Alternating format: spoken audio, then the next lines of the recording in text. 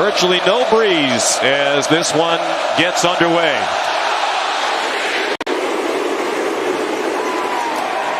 McIntosh takes a knee 2 yards deep in the end zone. Well, here comes Georgia, led by J.T. Daniels, junior from Irvine, California, transferred from USC. Made 5 starts for the Dawgs, the last 4 of last season, all the victories. And the season opener in Charlotte, that win against Clemson. But he did not start, as we noted a moment ago, last week against UAB with an oblique strain. The coaches believe he's back fully healthy. Deep stable of running backs on whom they expect to lean heavily tonight. Zamir White gets the start on the left hip of Daniels. Out of Modern Day High School, the powerhouse in Southern California. Comes out with a play action pass, and he's right on target to the tight end, Brock Bowers, the true freshman, who's their leading receiver. He's been tremendous to this point of the year, already 10 catches. Very smooth, very athletic, came in ready to play right away as a freshman, was benefited because of some injuries to some older guys ahead of him, and he just stepped in and took the job. 21-yard gain. Bowers from one of the great places in America, Napa, California. They send him in motion. And now it's the run with Zamir White, their leading rusher from last season. Zach Pickens made the tackle for South Carolina. Right away a player down too. It looks like Sherrod Green, one of their leaders, a linebacker, veteran player. This defense has played extremely well now, albeit not against the same level of competition for 2 games that Georgia faced, but very similar numbers. But he's one of their real leaders, and this would be a big loss if Green is not able to continue. And obviously in tremendous distress. Shane Beamer is the first-year head coach at South Carolina, and a very early concern as they tend to Sherrod Green. Time he was able to intercept the pass, return it for a touchdown, and that kind of turned things a little bit for South Carolina, because they really struggled in the first half on the road. White gained 6 yards on first down. You just hate to see that. Guys work so hard and train and prepare, and they're excited about new coach Shane Beamer and a 2-0 start, and to have to leave the field like that it's just sad. Gamecocks a big underdog here tonight, 31 points. Swing pass in the flat to Kenny McIntosh inside the 40, and down with a first down at the 37-yard line, a gain of 11 for the Bulldogs. Accurate throw. We talked about Brock Bowers, number 19. Watch him as a blocker here. We know he's a receiver, but out leading the block, he gets the key block along with Fitzpatrick, 86, the other tight end. And that's what you need. Great blocking on the perimeter. This is a very physical perimeter blocking team, the Georgia Bulldogs. Still without some key wide receivers. George Pickens, Dominic Blaylock, the tight end, Darnell Washington also sidelined. Here's McIntosh ahead for a couple. Tackled by Jalen Foster, a safety. Here are the Chick-fil-A impact players. James Cook, we'll see him rotating in with Zamir White and with Milton. He's kind of the dual threat. Out of the backfield, good receiver. Brock Bowers, we've already seen him. A couple of the standout players for South Carolina, rushing the passer, veteran guys. Cook on the field now on the right hip of the quarterback, J.T. Daniels. Play action pass, plenty of time and an open receiver. It's Ladd McConkey, and it's a first down to the 22-yard line. Great protection. It's kind of a layer route. He's got McConkey running the crossing route, sees him right across the middle, and a good accurate throw with a clean pocket. For a 12-yard pickup, they went quickly to the line of scrimmage. Cook through a big hole, cooked into the end zone. Touchdown, Georgia.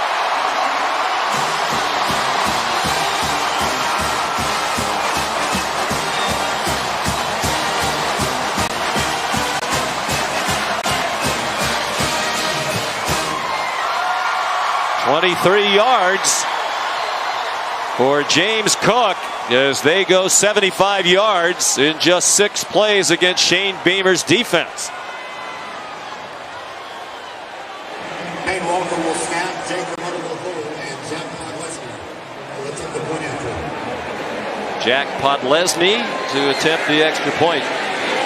Jake Kamar to the holder. The kick is good. It's 7-0 Georgia. Sean, you mentioned they went with tempo, and it caught South Carolina a little flat-footed. They weren't quite in position. They went with a quick play. They pulled the backside guard and tackle. The front side tackle, Warren McClendon, number 70, with 2 outstanding blocks on the play. But it was the tempo that Georgia used that really caught the South Carolina defense off guard. James Cook from Miami, brother Dalvin Cook of the Minnesota Vikings, former Florida State star. So an early hole for South Carolina. Mentioned a big underdog on the road, but when they came here 2 years ago, they were 24.5-point underdog. Zeb Nolan was not on the South Carolina team then. South Carolina won here in 2019 in double overtime. Well, we mentioned this Georgia defense. They are fast and they are very aggressive rushing the passer, and I would anticipate them on blitzing Zeb Nolan a lot. The key for Zeb Nolan is going to be to get rid of the football, get it out of his hands, and be more accurate than he's been the first 2 games. He's only completed about 57%. He's got to be much higher in the game tonight. Hooking knuckleball kickoff by Camarda, and it'll be a touchback. No chance for Juju McDowell to bring it back. So here is Zeb Noland, the 24-year-old, just turned 24 a month ago. Big guy, 6'2", 235. His 3rd start all this season. Easy win on opening day against Eastern Illinois. They had to rally on a walk-off field goal to beat East Carolina in Greenville, North Carolina last Saturday. That field goal to end it gave South Carolina its only lead of the game. Mom Julie on the left, Dad Travis, a high school coach just down the street at Oconee County with a big win last night. In attendance here tonight. Nolan, not known as a runner, keeps and gets corralled after a 2-yard gain. Nolan Smith ran him down. It's just to show the Georgia defense a little something. I mean, you're right. Nolan's not going to impress anybody as a runner. Luke Doty is the running dual threat quarterback. But that play is just to keep Georgia's defense honest. Again, they're a fast pursuit defense. That's the kind of play just makes them have something else to think about. Kevin Harris, the running back, looked like movement before the snap in a false start. Lots of activity along the offensive line. Ken Williamson leading our SEC officiating crew tonight. This was just Eric Douglas, the center, didn't snap the ball. Offense number 79. 5-yard penalty. It remains 2nd down. Well, playing this Georgia defense can make you a little jumpy and anxious. Shane Beamer said he thinks this could be the best Georgia defense of all time. Kirby Smart wasn't going to go anywhere near that far down the road, but they have not allowed a touchdown on defense. The only touchdown scored against them was last week by UAB, and it was on an interception return by the Blazers. Kevin Harris stuffed for no gain by Nolan Smith. Well, they've got an anchor in the middle of that defense in Jordan Davis, and the linebackers play downhill. Georgia not ready for the quick snap, and Nolan's on target with a deep strike to Josh Mann, who's tackled inside the 20. A touchdown saving tackle by Amir Speed. Well, we saw Georgia catch South Carolina with tempo. Now South Carolina does the same thing. Quick snap, good protection. The receiver runs right by Speed. Perfect throw by Nolan, and a huge play for the Gamecocks early in the ballgame. For 58 yards, Van is their deep threat. John, South Carolina has been a huddle team in the first 2 games. That tempo surprised Georgia. And one of the few teams that does huddle regularly. Harris did well to get back to the line of scrimmage. Good penetration by Amir Speed, the cornerback. There is a weakness, or at least a question about this Georgia defense. It is in the defensive secondary.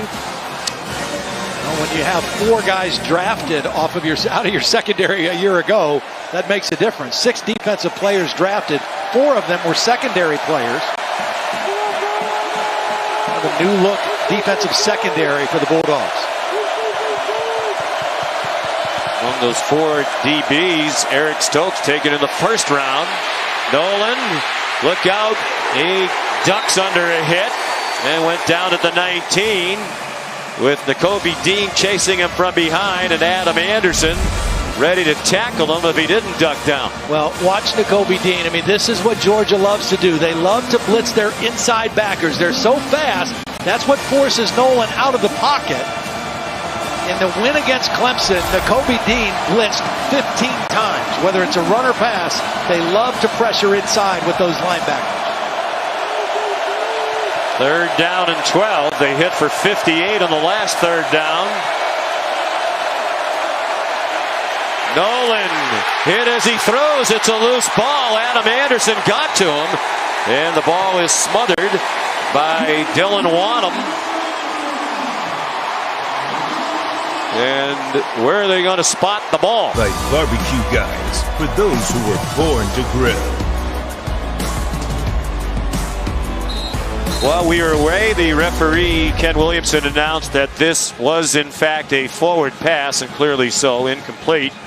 Hit Jalen Nichols in the back. So they'll bring the ball back to the previous line of scrimmage, the 19. It'll make it a much shorter field goal. And as you could see during that play, Jalen Carter of Georgia stepped on Zeb Nolan's hand. He was in pain, and they've been working on him on the South Carolina bench. So here's Parker White. Excellent field goal kicker. Has 6 game-winning field goals in his career. 4th quarter or overtime. And that one is good from 37. Good job by the holder, Kai Kroger, to get down a high snap. So the pass play to Van on the 3rd down, officially 61 yards. And the longest pass play this season for Shane Beamer's team, and the longest allowed this year by Georgia. We had a career game last week in terms of yardage receiving. Great first catch in this ball game. Just ran right by Amir Speed. That's Travis Nolan, who is Zeb Nolan's dad, as we noted earlier, coming down and check on his son. And that's Luke Doty. As we mentioned at the outset, was to be the starter this year. That was the plan coming out of spring practice, but he suffered a sprained left foot in August, and that's when they decided that Zeb Nolan would give up being a graduate assistant coach and become a quarterback again. And the thought was, I mean, when he's healthy, Doty is our guy, but we just want to make sure he's 100% healthy before we do anything and make that move. But now it might force their hand if the hand injury is significant to Zeb Nolan. Doty does give them much more of a running threat. An excellent athlete, played some wide receiver last year in addition to quarterback for the Gamecocks. Mitch Jeter kicks off. And it'll be a touchback. And let's check in back in the studio. Here's Matt Berry. Guys, good evening. Happy College Football Saturday. Ohio State made this thing interesting. They got some padding late. C.J. Stroud to Garrett Wilson. They get the win. Not as impressive as many people thought, 41-20. So we have Clemson fans asking, where did the Clemson Tigers go? We can't explain. They've been moved to ESPN News. When Mississippi State and Memphis go final, we will move Clemson to ESPN2. We're getting ready for the whiteout, Penn State Auburn on ABC.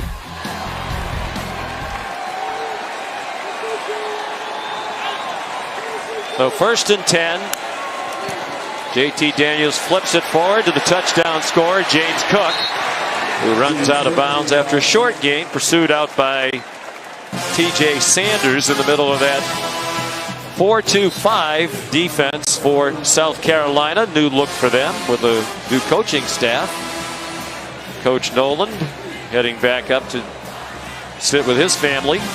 They beat Thomasville last night, Oconee County, to go to 4-0. Right? He's built a powerhouse just down the road. And I'm thinking his wife sent him down on that mission there to make sure Zeb was okay.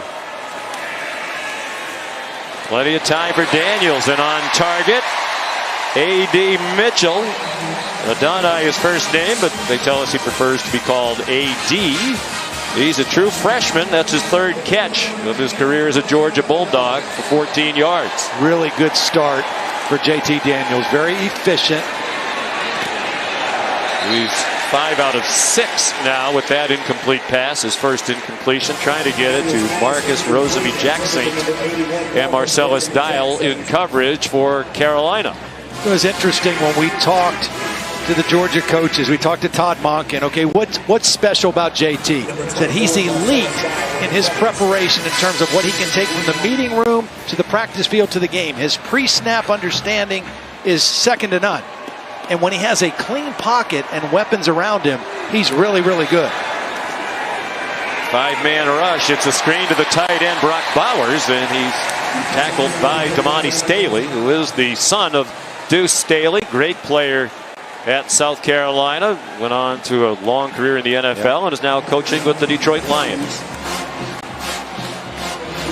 You know, just back to JT, well, what he doesn't have that maybe Stetson Bennett does offer is he's not a real mobile guy, can't extend plays as well with his feet. But my personal opinion is Georgia is a better football team with JT Daniels as their starting quarterback. There is some debate about that in this part of the country. 3rd down and 5. And Daniels on target to Bowers. First down, back into Carolina territory. Staley on the coverage, and David Spalding in on the tackle. They're really spreading South Carolina's defense out, and JT Daniel is just kind of finding the matchup. Deep shot. And he has a man running wide open. Touchdown to Jermaine Burton. Again, it was a tempo play, Sean. They caught South Carolina flat-footed.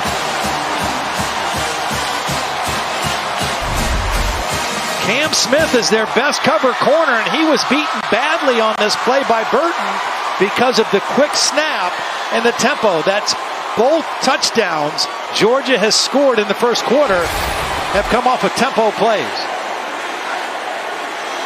43 yards to the sophomore from Calabasas, California. Jermaine Burton. Who had a 73-yard touchdown from Stetson Bennett last week against UAB. You wouldn't know it, but Uga's happy. Well, take a look at Burton. I mean, we'll show you what tempo. Here he is, but watch these players right here. They're all still moving around, and the corner, Cam Smith, is totally flat-footed. Apparently they're going to take a closer look at his right hand. Even the support people here in Georgia are coached up to hit the quarterback. Jake Camarda to kick off. 14-3. Impressive start for the second-ranked team in the country. Directional kick.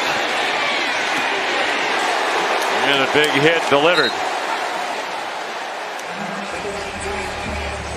Adam Anderson blasted Jalen Brooks. So here's Luke Doty making his first appearance of the season. As we mentioned, he was the starter out of spring practice, but then sprained his foot in mid-August and has not played. He did play late in the year last year against Georgia. They got routed by the Bulldogs in Columbia. And as you can see, he had good numbers in a 45-16 loss. I'll tell you what he showed in that game was toughness, because he got hit a bunch, at least 19 times, kept getting back up and throwing the football.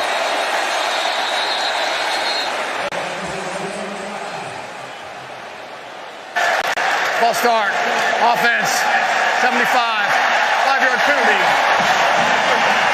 Justin Turnitine, the tackle. Here's Molly McGrath. Well, Shane Beamer told me Luke Doty was limited in practice all week, didn't fully participate in the live practice until Thursday. He said it wouldn't be fair to play him after so little practice time, but he was available in case of emergency. And with Zev Nolan back in the locker room for evaluation, he did walk back towards the x-ray room for Georgia. So this is definitely an emergency, Sean. And you just wonder, you know, one of the things he brings is his mobility. Disconcerting signals on the offense, number 17. 5-yard penalty. It's first down. I think he meant defense. Nakobe Dean. You're not allowed to make hard calls or signals that are similar to what the quarterback's doing, whether it's clapping your hands, whether it's shouting similar kind of cadence noises. Nakobe Dean caught with that foul. But Doty, you wonder, Sean, how much will he feel comfortable using his feet, using his legs to make plays, coming off of that injured foot? Well, we talked to him on Thursday. He said he feels really good, that he's ready to go, and he expected to play tonight, despite what Coach Beamer said to Molly. Kevin Harris, boy, these dogs hit you hard. Nolan Smith and Lewis Seen in on that tackle. A good hard-nosed run right there, though. Kevin Harris was a 1,000-yard rusher. Of course, Shane Beamer wasn't the head coach last year. He was one of the bright spots.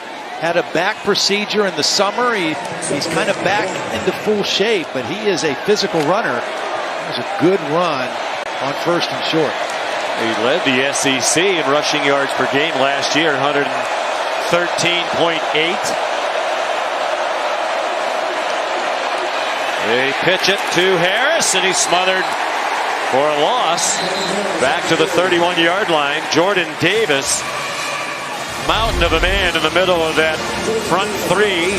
And matched up tonight, this will be fun to watch against the center, Eric Douglas, and they were high school teammates, and they're great pals. They're from Mallard Creek High School in Charlotte. Just amazing how quick and athletic he is for the size he is, and he's kind of a marvel with that athleticism. 6'6", 340, and he can move. They had him at 20 miles per hour running down a play last week on his GPS equipment that they wear as part of the uniforms. South Carolina. Play clock was running down, so South Carolina uses a timeout. Well, let's take a look at Jordan Davis and what makes him special, and why I think NFL people have really changed their maybe tune about him. He's powerful and quick. This is stopping the quarterback on a quarterback run against Clemson. And then watch the pursuit. This is the one that every NFL scout is going crazy about. The effort play by a man that big, running that fast for that far across the field in a game that they were winning big, just shows you his effort, his determination, and where he's taken his game. And, you know, obviously for him, his weight has always been an issue. And staying at a weight that is more conducive to playing more plays with better endurance and stamina, he's bought into that, and he is off to a great start. Yeah, the effort's one thing, but to be able to run that fast. That's scary, right? At his size, that was remarkable.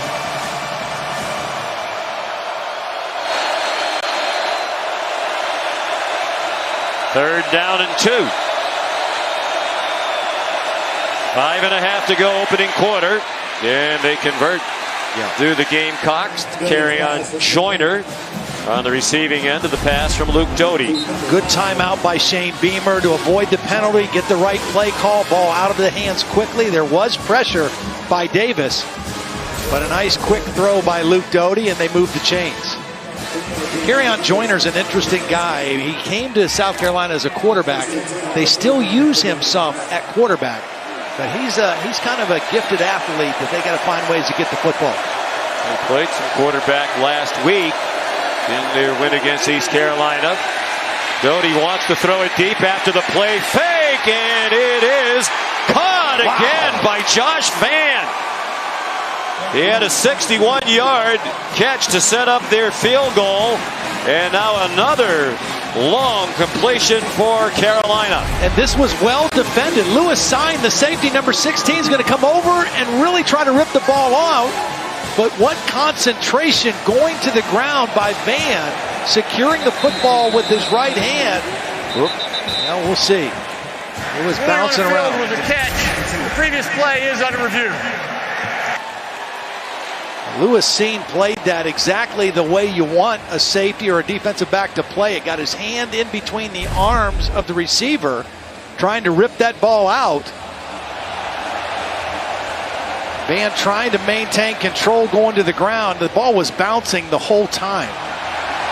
I think it's fair when he goes to the ground. It looked like the ball was flopping around a little bit, not in his possession. Let's bring in Matt Austin for his first appearance of the night. Hi, Matt. You've had a busy day. You did a great job on that Cincinnati-Indiana game.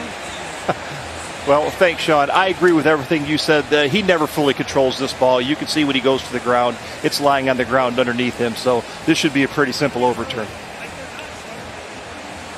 The bottom line is, though, that's twice that they've taken a shot to Josh Vann. He's gotten behind the defense. And that was a nice throw by Luke Doty as we see Zeb Nolan coming back to the South Carolina sideline.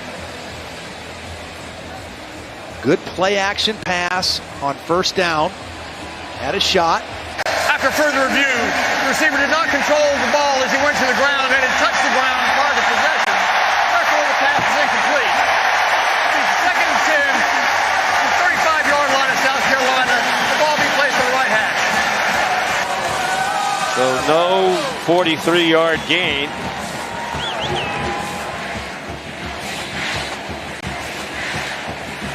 Definitely the right call. Well played by Lewis Seen, the free safety.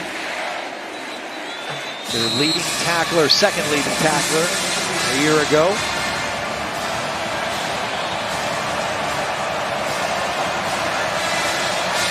The ball back on the South Carolina 35, second down and 10. Approaching 4.5 minutes remaining in the first quarter. And Georgia leading 14-3. Doty gets wrestled down as he gets it off. Tramel Walthour was there. It's an incomplete pass. He managed to throw it in the general direction of Juju McDowell. Well, this is a bust because the tackle's blocking it. Nobody blocks the defensive end. It's not a blitz. It's a four-man rush, but somebody has to block that defensive end. Doty did what he could just to get rid of the football. But that's a miscommunication, a bust with the offensive line. You should be able to block 4 with 5. Doty had to just throw that one away. It is a salty bunch of dogs on this defense. They had 10 sacks through the first 2 games of the season, 7 against Clemson. And they've hit the quarterback several times tonight. Doty's pass complete. Carry on Joyner, he juggled it. Got ahead for about 4, but nowhere near the first down marker. And South Carolina will punt. Kai Kroger handles the punting for the second year for the Gamecocks. Fourth down for Carolina. Lewis Seen with the stop for the Dawgs.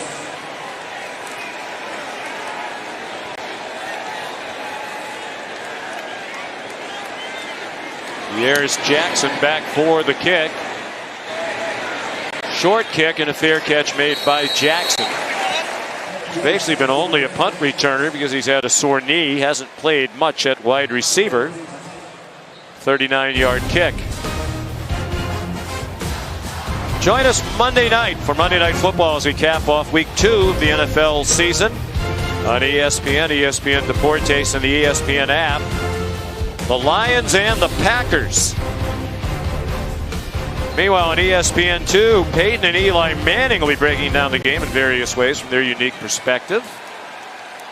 And speaking of the Manning family, there's Arch Manning, Peyton and Eli's nephew, son of their brother Cooper and his wife Ellen. Stetson Bennett at quarterback and Zamir White rips through. Arch Manning is a junior in high school in the New Orleans area. Top quarterback recruit, as you might expect, given the lineage. And the Georgia Bulldog fans are well aware that he is here this weekend on an unofficial visit. They have a lot of recruits here.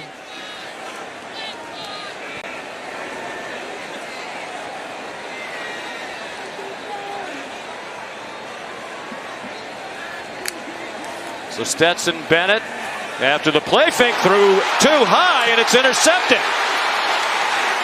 Jalen Foster brings it back inside the 15-yard line.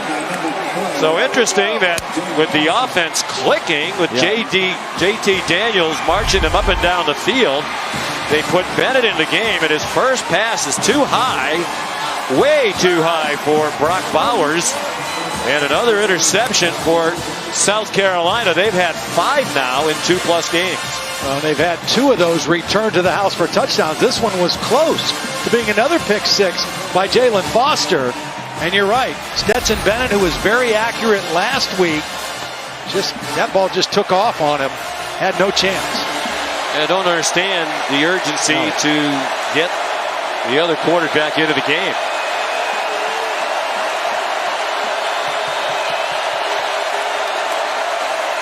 Still Luke Doty at quarterback. Here's the dimension he brings. Looked like he was going to go for a greater distance than that, but the great speed of Nakobe Dean, he was able to run him down at the 9 after a gain of 3. Yeah, he had a blocker out there. He had a tight end blocking, but Nakobe Dean came so quickly from the inside, he chased the play down. That looked like it had a chance to get close to the goal line, but the speed of Nakobe Dean just negated the play. Zeb Nolan has returned to the field from the locker room. They broke the huddle with 12 guys. Offense, 12 players in the huddle. 5-yard penalty. Second down. Well, those are the kinds of things you can't do as a 31-point underdog on the road playing the number 2 team in the country that may very well have the best defense in the country. Yeah, you can't help them. And that's been an area really in the first 2 games. They had 8 penalties in their opening win. 8 more penalties last week on the road against East Carolina, and you just can't do that. That's already their second penalty of this ball game in the first quarter. Shane Beamer, their first-year head coach, spent some time in Columbia as an assistant to Steve Spurrier. Coached here on Kirby Smart's first staff. Play clock has run out. They look really confused. Confused right now offensively. Whether it's the noise, whether it's just the communication of getting the play in, or whether it's just the fact that Luke Doty has not played enough to even be aware of the play clock. Whatever it is, they've got to get it figured out. And if they want their team to calm down, it would probably help if Shane Beamer and his assistants calm down a little bit too. Their offensive coordinator, Marcus Satterfield, I think he's in the press box. I don't think he's down on the field, so he's got to communicate down. They've got to get the signal or the call in. And right now they've had to waste timeouts because they're just not effectively getting it done. There's Marcus Satterfield right in the middle there with the black hat taking a drink. Longtime friend of Shane Beamer. They started out in coaching together 2002 and 3 at Tennessee. GAs under Philip Fulmer. Said back then someday they would coach together again, and they are in the SEC as head coach and coordinator. They were in each other's weddings. Marshawn Lloyd trying to get around the corner. You just can't run away from anybody on this Georgia defense. That was Quay Walker, the senior. Ran him down. The only way you're going to hit perimeter plays is if they get fooled or they take a bad step or get their eyes caught inside. Because if they see the play and know where it's going, they're too fast to get the ball on the perimeter. Dan Lanning is the young defensive coordinator in his 4th year. Kirby Smart, longtime defensive coordinator at Alabama for Nick Saban, is very actively involved in the administration of the defense. 3rd down and 7. They can get a first down at the 1. Dean blitzed. Doty stood in there, and the ball was not caught by Jalen Brooks. Right at the line to make. Another bust. Jalen Nichols. Here's Dean. Now he times this perfectly, but watch Nichols, the left guard, 52. He steps, he reaches, block the guy. If you block him, you give your quarterback a shot. And now after the turnover, after the interception, a penalty, a blown assignment, bad clock management, and they have to settle for a field goal. And you're not going to beat the number 2 team in the country on the road settling for field goals. Parker White started the year as the first returning 4-year starter in South Carolina history. He's now the 5th-year starter at field goal kicker. And he connects again, this one from 27. So the field goal set up by the high pass thrown by Stetson Bennett. Yeah, I mean, it's a nice defensive play. Jalen Foster gets the 5th interception of the year for South Carolina, gets them deep into Georgia territory. Penalty, they're back. missed assignment, incomplete pass on third down. Now credit this Georgia defense coming into a tough situation and holding their ground, but they were helped by South Carolina's offense. Now you wonder, does he let Stetson Bennett go out again and try to atone for that, or does he go back to JT Daniels? I didn't like when Molly said that, when he talked about both quarterbacks had played and earned the right to play. No, I don't agree with that. No. I mean, Stetson Bennett did his job last week, filling in because JT Daniels was injured, and he played marvelously last week. But Georgia is a better team with JT Daniels as their starting quarterback. Let him play. Yeah, you'd made the decision he was the better choice to start the year. He leads you to a win, although it was with limited offense on both sides when they played Clemson in the season opener. But he was efficient, and he took care of the ball. Big kick by Mitch Jeter out of the back of the end zone. Here's Matt Berry. John, time now for our celebration moment, brought to you by Allstate. SMU, Louisiana Tech, final play of the game, Oklahoma transfer, Tanner Mordecai. 4 touchdowns on the day. This made it 5 and for the win. Roderick Robertson the catch. How about that? Ponies 3-0 on the season.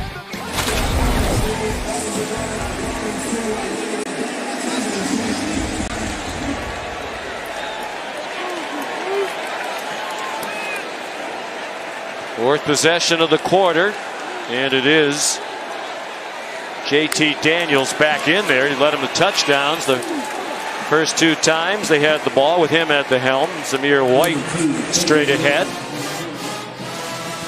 Many people think that Georgia has the kind of team, particularly with their defense and their running backs, to maybe challenge Alabama, to overtake Alabama. They've had great success under Kirby. After that 5-loss first season, they've been on par, but they have not been able to beat Alabama. I think they do have that kind of a team. I think JT Daniels is the quarterback they need to play. Kendall Milton straight ahead. Well, that's the next step. As we said, they've been in the top 3 in the country each of the last 5 years now. Here are the resumes in their careers. Bennett, of course, came here as a walk-on, was a backup, left to play junior college football to get some experience and to play. Wound up coming back here on scholarship. Daniels, the highly touted transfer from USC, where he started as a freshman, suffered a knee injury there. Lost his spot as the starter and transferred here to Athens. James Cook took the toss for a first down to the 37-yard line. Here's a look from the AT&T 5G Skycam. Another nice block by the freshman tight end Brock Bowers. He's going to block in, coming off the motion, and Jamari Sawyer, the left tackle, with another key block as well. You know, back to the quarterbacks. To the credit of Stetson Bennett, the 2 losses he has were against Alabama and Florida last year, the 2 best teams in the SEC, the 2 teams that squared off in the SEC championship. Before we're finished, JT Daniels and the Bulldogs, number 2 in the country, lead 14-6. Zamir White carries for about 3. Here's Molly McGrath. Sean, South Carolina quarterback Zeb Noland is not here on the sidelines. He came from the x-ray room holding his right hand. I'm told it is a right hand injury. He then went into their locker room. They will not tell me whether or not he's going to return, but Sherrod Green, their linebacker, will not return. He was just carted from the x-ray room to the locker room with a cast on his right leg and crutches by his side, Sean. Zeb Noland's parents, Travis and Julie, concerned, understandably so. He did return from the locker room, at least for a bit. Saw 4 quarterbacks in the first quarter, 2 for each team. Here comes a South Carolina blitz, and they get to JT Daniels, led by Jabari Ellis. And their star up front, Kingsley, better known as JJ, and Agbari leading the way. Yep, good pressure. We talked about this. South Carolina defense has played very well so far. Georgia pretty much having their way all first quarter against this defense. There's a big chaos play created by the defensive front, which is the strength of this South Carolina defense. Coordinated by Clayton White, who was at Western Kentucky as the coordinator last year. And 3rd and 14, they go to a draw to Kenny McIntosh, and he got within 4 of the line to make a 10-yard gain. But the Dogs are going to punt for the first time tonight with one of the best in the country, Jake Camarda. Good stop by the Gamecocks. They got the field goal to make it a one-possession game again. Now they get the stop, and they'll get the football back. Josh Van back for the kick from Camarda. Was one of 3 finalists for the Ray Guy Award last year as the best punter in the country. Excellent kick. Van lets it go over his head. It goes into the end zone. Taco Bell welcomes you to the Liv Moss Student Section of the Year contest. Great student section here at Sanford Stadium. Use hashtag student section sauce to get the committee's attention and to go to ESPN.com/Taco Bell to see how your school can compete.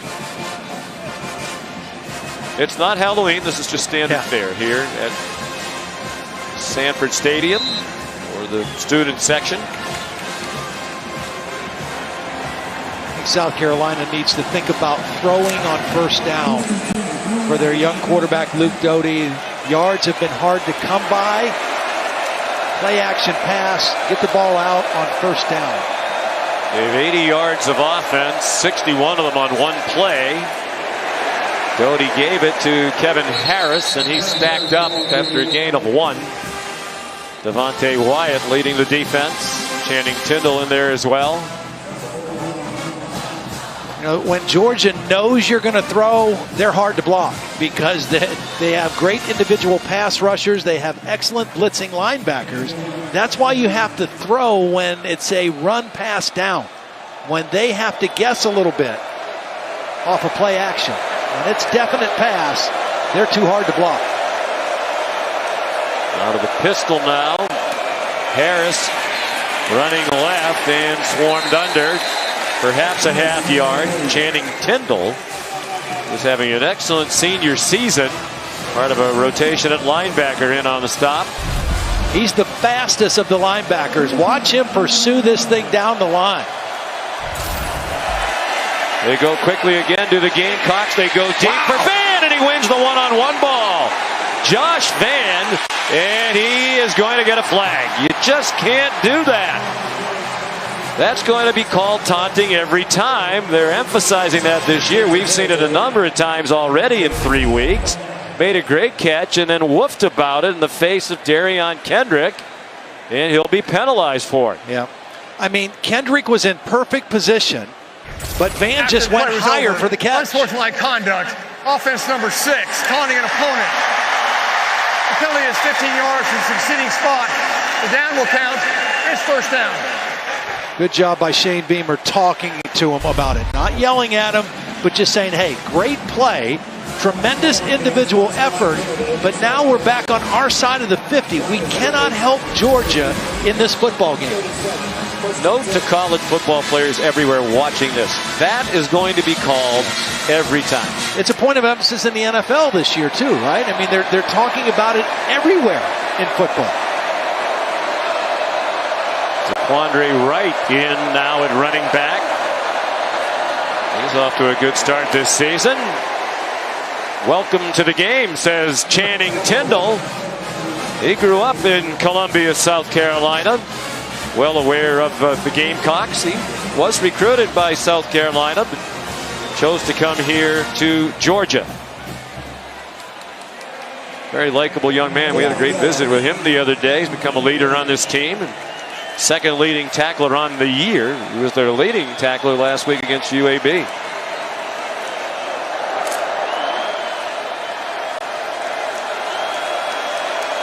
Second down and 9. They had crossed midfield on the completion to Van. His penalty brought it back to their side.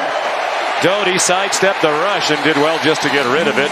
Jalen Carter the pressure, and he threw it at the feet of Marshawn Lloyd. Well, we were just seeing some whiffs up front. That time it was the right guard, Javon Gwynn, number 54, just whiffs on the rush. And Doty not only has to get rid of the football, but loses his helmet. And now you're in that definite passing situation that the advantage falls to Georgia. And he had to leave the game because his helmet came off. So here's the third quarterback, Jason Brown, a transfer from St. Francis of Pennsylvania. He had a terrific career. He was a competitor for the starting quarterback job. After Doty went down, he is already running for his life and throws it away. Devontae Wyatt, 6'3", 315 pounds, nimbly making his way toward the new quarterback. Well, and you go back to the penalty, Sean. I mean, I know it was still a 1st and 10 after the penalty. It wasn't the yardage, but taking them back on their side of the... Nothing. All right, Matt, thank you. It looks like Zeb Nolan will definitely not be returning to the game with that wrap on his right hand. So it wasn't really the Disney feel-good story. Local boy returns. He was 6 miles away from where he grew up, the stadium that he came to as a kid to watch the Bulldogs. It wasn't quite a horror show either. It was a freak play that put him out of the game. You know, it wasn't the hit, it was the step right there. A big man stepping on that right hand, his throwing hand, and the way it's wrapped up now, I mean, there's no way he can come back in the game and grab a football, let alone throw it. And he will be a great resource for Luke Doty. Yes. He was supposed to be an offensive graduate assistant. He had already started coaching, and they are very close friends. They both said they've become really close in a short period of time. Swing pass to James Cook. Speed up the sideline, and he's out of bounds. There is a flag down. They started from the 10-yard line. While you were away at commercial break, there was a holding penalty on the return by Georgia, assessed to the Bulldogs, so that brought the ball back. Block in the back. Offense number 9. 10-yard penalty from the spot of the foul. First down. Justin Robinson's the guilty party. It was another great block by Brock Bowers, number 19, leading the play. There's the block in the back. Tried to pull off, but right in front of the official. There's Bowers doing his job. One good block, one bad block, and Georgia going backwards so far to start this possession. Scored touchdowns on their first 2 possessions with J.T. Daniels, the starting quarterback, in. Then they put Stetson Bennett in for a series. He threw an interception. They seem to have lost their rhythm. The next series with Daniels back in there resulted in a punt. And here's Zamir White, dropped by Darrell Ware after a short game. This is a big play right here for South Carolina's defense. They've clawed their way back in the game. If they get a stop on this possession, they can flip the field, change the field position, give their offense a shorter field. J.T. Daniels has time and throws incomplete behind his intended target, A.D. Mitchell. It's a really tough throw. He's rolling to his left. He's a right-handed quarterback. He kind of leaves his feet and tries to throw back across his body. Hard to be accurate on that throw. It was good pressure that forced him to get rid of the ball. Jordan Birch, number 3, forced the early throw.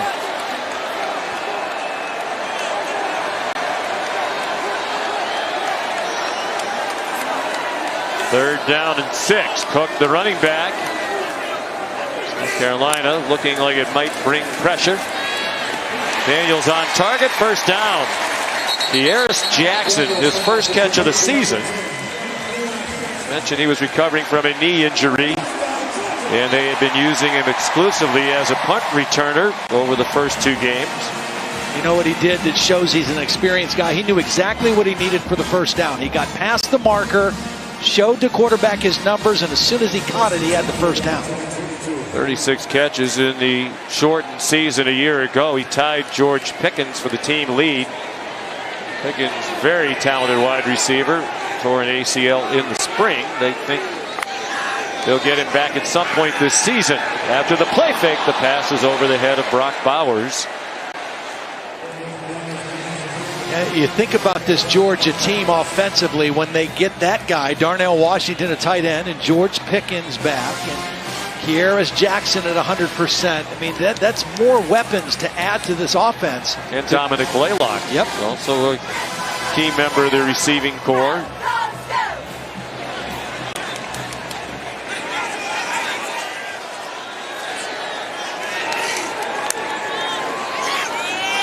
Kendall Milton, the running back, and he gets one. Nice tackle by Mohamed Kaba, sophomore from Clinton, North Carolina. You liked the South Carolina defense on tape in the first two games. I think we were both a little bit surprised by how they got hit early by Georgia. Yeah. I think they've kind of got their cleats on the ground right now. They're playing much more solid. It's really their front seven. You know, that's the strength of this defense, and they're kind of settling into the game a little bit better at this point here. Excellent on third down in the first two games, as you saw, leading the nation in third down defense. Of course, against lesser competition. Eastern Illinois went 0 for 9. East Carolina 2 for 16. Daniels on target, juggling catch. A.D. Mitchell out across the 40. And Georgia now 4 out of 5 on third down tonight after that 18-yard pickup. Well, this is great discipline by the young receiver. Mitchell knows the distance, gets there. Perfect timing throw by J.T. Daniels. And another third down conversion. It's now 4 for 5 for Georgia on third down in the ball game.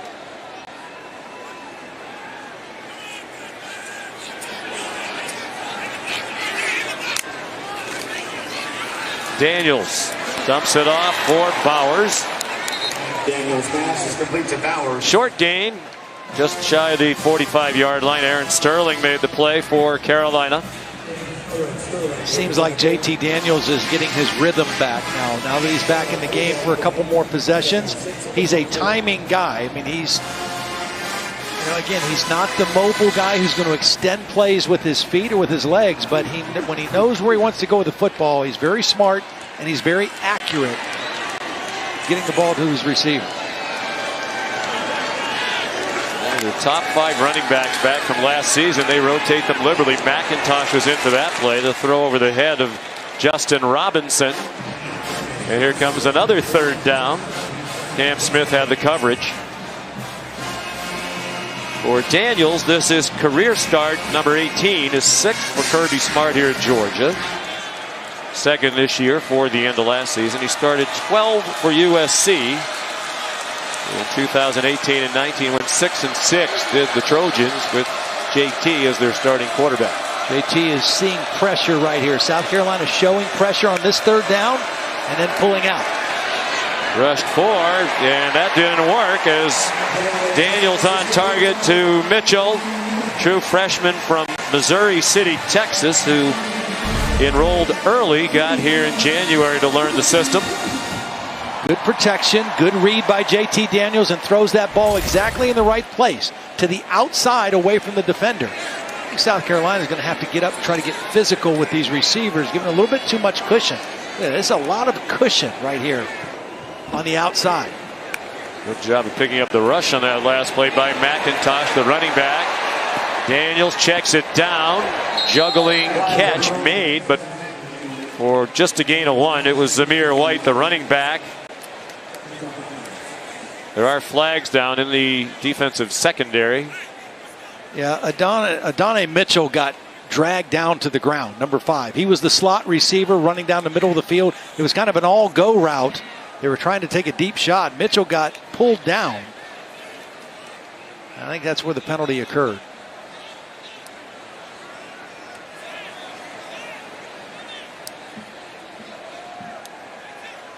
Holding on the defense against the eligible receiver.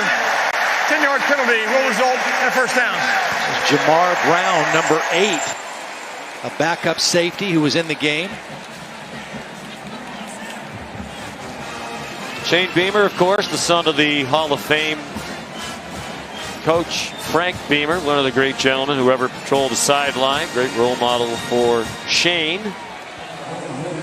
Graduated from Virginia Tech. He's worked in some good places. We mentioned Tennessee with Philip Fulmer. He's with Steve Spurrier at South Carolina.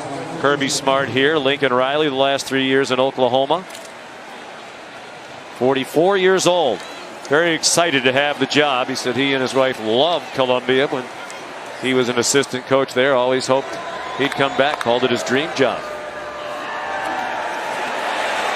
Daniels toward the end zone. Another open receiver behind the defense.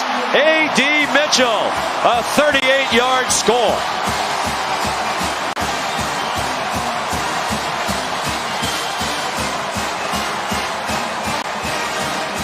Well, they tried to be Kennebrew, King, Pope, and West. Appleby, King, and Pope right here from Athens, and they were actually a part of the first integrated team at the local high school as well, Clark Central. But a display on the patio outside Sanford Stadium in their honor. Permanent recognition, and nicely so, of what they did here 10 years after the University of Georgia was integrated. The kickoff will give Luke Doty the ball at the 25-yard line.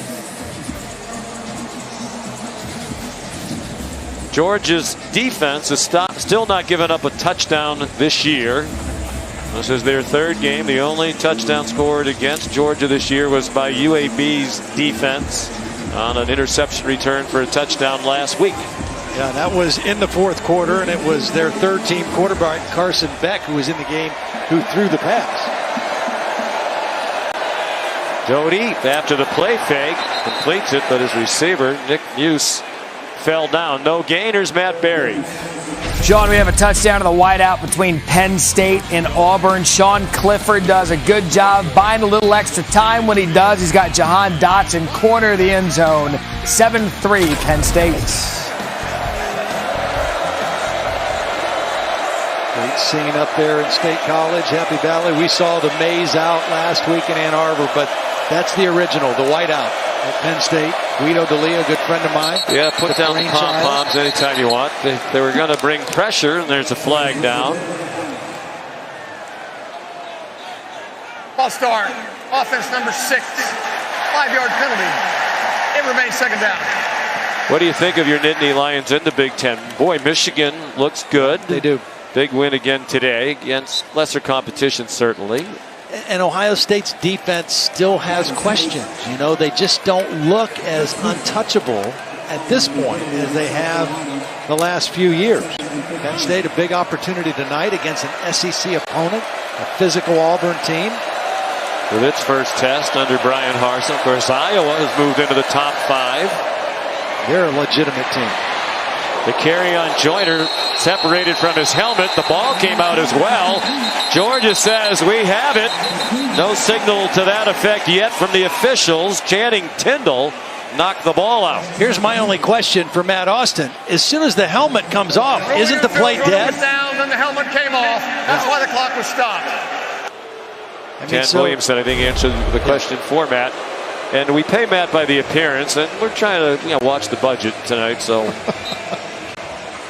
Yeah, if the helmet was still on, that is clearly a fumble. It comes out before he touches the ground. But the fact that the helmet came off, plays ruled dead right then. Kirby Smart. Saw him talking to the side judge, Rob Skelton. Timeout. Georgia. First timeout of the half. With 4:49 remaining in the half, and the number 2 team in the country up situations. So all 3 timeouts left for Georgia. Defending a 3rd down and 8. South Carolina 3 out of 7 on 3rd down. They've had some success launching it deep. Doty looked like he wanted to step into a long one again. A medium throw instead completed to Jalen Brooks for a 1st down. They got 17 to move the chains. Great job by Doty, just moving up in the pocket. Georgia gets pressure, but he doesn't panic. He moves up, he keeps his eyes downfield, and delivers a nice throw for the 1st down. That was really well done by Luke Doty. Not panicking, just climbing the pocket enough to make the throw. Zeb Nolan with the headset on now.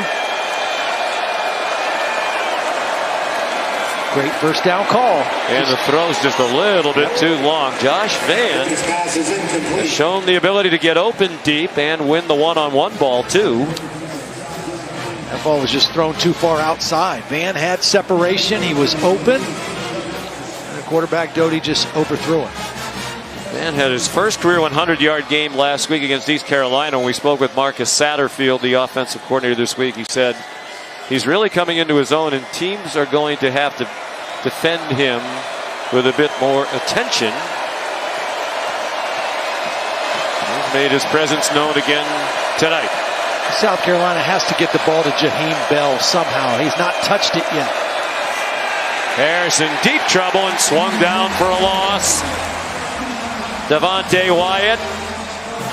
Well, this was supposed to be an outside run, but watch this pressure just cut the run off. They're blocking on the perimeter. This is supposed to fake inside and get outside, but he can't even get there because of the quick pressure by Jalen Carter, number 88. They will also be donating to the American Red Cross to help with disaster relief efforts. Thank you very much, Allstate. Sean, right now, if you're Luke Doty, you can't make a critical mistake. Your team's played hard. There's 3:24 left in the first half. It's going to be hard to convert 3rd and long here. Don't make a critical error on this play. Pressured immediately by Nakobe Dean. There's a flag down behind the play.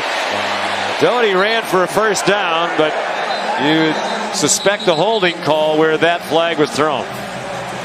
Yeah, it was Nakobe Dean who was held. 71. 10-yard penalty for the previous spot. Big 3rd down. This is a really hard ask for a center like Eric Douglas with a guy this fast. There's the hold on Nakobe Dean. Comes right in the A gap. The center has to snap the ball first and get his head and eyes up. And all of a sudden, Nakobe Dean is by him. And the only thing he can do is grab him because he has the closest distance to the quarterback coming through the A gap.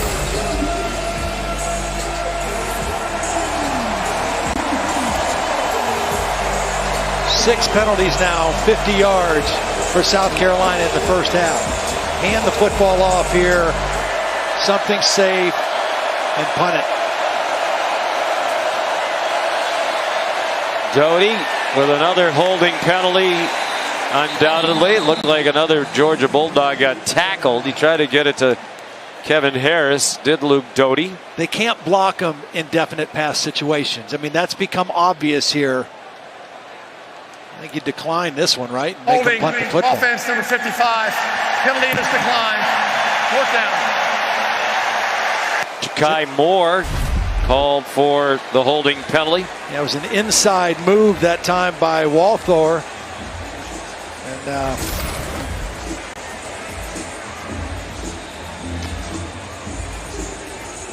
so it's 4th and 24, and here's Kai Kroger. Kearis Jackson back deep. 2:50 to go in the half. Georgia up 21-6. Number 2 in the country behind Alabama, which won a very tight game in Gainesville from the Gators today. 36-yard punt. Here's Matt Berry. All right, Sean, coming up with the Mercedes EQ halftime report. You mentioned that game, Alabama and Florida in the swamp. We'll have highlights plus whiteout conditions for Auburn that they are handling well. Highlights of that one plus Clemson just had Georgia Tech 1st and goal. Tech had a chance to tie it. We'll tell you if they did. Coming up with the Mercedes EQ halftime report. I'm going to say no, based on the way Matt phrased that. Had a chance. But maybe they had a chance and succeeded. We'll find out. That's why they call it a tease.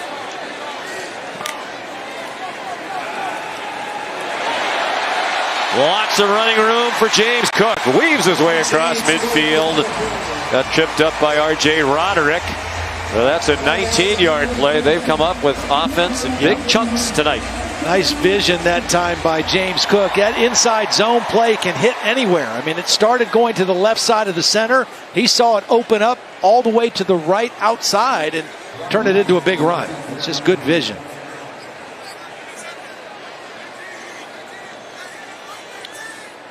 JT Daniels approaching 2 minutes, has 2 timeouts. Lots of time. Zamir White wrestled down by Damani Staley. The 43-yard line. Staley had a huge play last week for South Carolina. They were down 14-0 in the first half with a minute to go in the half. Their first 11 possessions last week on offense against the Pirates, 8 punts and 3 turnovers. But Staley had a interception return for a touchdown, 63 yards with 1 minute to go in the half, made it 14-7 East Carolina at the half, and the Gamecocks momentum carried over in the second half. Nice cut by Cook. He's just inside the 40-yard line with 1:17 to go in the half and the clock running. Georgia wanted to continue to improve their rushing game. They have not been dominant running the football the first 2 games. Of course, Clemson was an outstanding defense, only 121 yards, average under 4 yards a carry. 163 yards last week against UAB, but they got the big pass plays. Running it pretty well here in the first half. Till then. That did not work. Kenny McIntosh got flattened by Jabari Ellis. And the loss takes him back outside the 40, probably out of field goal range. Very conservative possession there. You have timeouts. You got a lot of time. Your quarterback has thrown the ball well, and you don't even throw the football. South Carolina going to take a timeout. Timeout, South Carolina. This is where Kirby has to make sure the punt protection is solid. This will be a 30-second timeout. Shane Beamer's team had 2 punt blocks in the opening game against Eastern Illinois. I bet they come after this one. Calling it Beamer Ball 2.0. Of course, Shane's dad, Frank, made his name as a great coach in large part because of the Virginia Tech special teams, which Frank coached himself. Shane actively involved in their special teams with Pete Lembo, the special teams coordinator, head coach at Ball State, Elon, and Lehigh. And there's the former South Carolina head coach, Will Muschamp, who now is on Kirby Smart's staff, and he's a defensive analyst who's always also stepped in to coach the special teams. Yep. A lot of the South Carolina players we talked to during the week said they were looking forward to seeing Coach Muschamp. Appreciate what he did for them. He's 28-30 in his tenure as head coach of the Gamecocks, fired during the season last year. Wow, Josh beautiful. Vann let it bounce, and beautiful execution by Coach Muschamp's special teams. A mere speed down there at the 1-yard line to make the play. We'll take a look from the progressive pylon cam. This is perfect execution. Don't let those feet go in the end zone. The ball keep inside the 1-yard line. That's just perfect. Just well done. Perfect kick. Perfect coverage. Justin Robinson is the guy who had a penalty earlier in the game, made up for it on that play. They have 2 number 9s. And it was a mere speed. It was down there to down it. And now South Carolina had a very tough time blocking this Georgia defense. Has to make sure they get the ball out of the end zone. With 32 seconds to go, play clock at 1. Play action pass. Doty in trouble! And it didn't look like he got out of the end zone from here. It's a safety. I think he got the ball out, but his knee may have been down before he reached the ball. I thought he got the ball, reached past the goal line. Jordan Davis with the first hit. Nolan Smith there as well. Stepping up in the pocket, nowhere to go. You see him reaching the ball. It has to get all the way out of the end zone before his knee or bottom hits. He's not down yet. He's down right there, and the ball's still in his belly, and it's clearly not out of the end zone. That's a safety. Great look by the progressive pylon cam there. He did reach the ball out, but not until he was on the ground. Shane Beamer, careful what you wish for. He wanted to get the ball back against the salty Georgia defense, and they just yielded 2 points. Yep. Well, that's the danger trying to do that. I mean, I think with so little time left against this defense, the chances that you're going to do something to help your cause is slim. Oh, and it's the big fella, Jordan Davis, that was there first. Doesn't get credit for the tackle, probably gets an assist, but it was his pressure that forced the play. It was really his mom who pushed him into football. He was a basketball player and wound up playing football. We mentioned teammate of Eric Douglas, who's the center for South Carolina. And when Jordan Davis was asked at the SEC media days before the season, who are you most looking forward to playing against this year? He said, it's only one guy, my buddy Eric Douglas. And that offensive line for South Carolina, not considered to be a strength of the team, has been overwhelmed at times tonight. I wonder if Eric Douglas had the same answer. No, Eric Douglas would like to go back and play Eastern Illinois again. Beat them 46-zip in the season opener. Well, the Georgia defense, we talked about it coming in. They're a scary bunch. They're fast. They create havoc in the backfield. And they have been on point tonight again. The Georgia defense now has scored 16 points this season. They've given up 9. According to our Brian Taylor, crack statistician, in whom we have great faith. Kenny McIntosh. The free kick came from the 20. Now let's see what Georgia wants to do at the 42-yard line. Still 19 seconds to go. Kick off your NFL Week 2 Sunday, 10 a.m. The Countdown Crew on ESPN and the app. All access with Jameis Winston. We'll take you inside his offseason transformation. Then Sunday Night Baseball, an important game with the season down to 2 weeks remaining. Phillies and Mets trying to get in playoff position. Coverage starts at 6 p.m. with baseball tonight. Phillies 2.5 out of the second wild card. Mets with a very slim chance now, 6 games back. You take one shot here and see if you can get a chunk play. They get it to Bowers. He's across midfield and wrestled down at the 46. And Kirby Smart will use a timeout. Getting that one timeout back from the officials was big. Yep.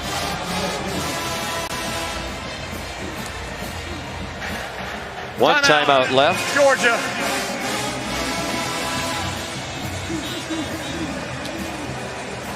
Well, we talked to Kirby Smart yesterday. We asked him about what Shane Beamer said, that this might be the best Georgia defense ever. They've had a lot of good defenses here over the years, particularly lately under Coach Smart. He wasn't ready to go there yet, but he said he thinks they have a chance to be great if they can play well on the back end. Yeah. And I think we both. That's brought to you by PlayStation. Total dominance by Georgia. Yeah, coming into the game, South Carolina only allowing 8% conversions on third down. Georgia very efficient in that first half. And here's a third down, the first third down play of the second half for South Carolina.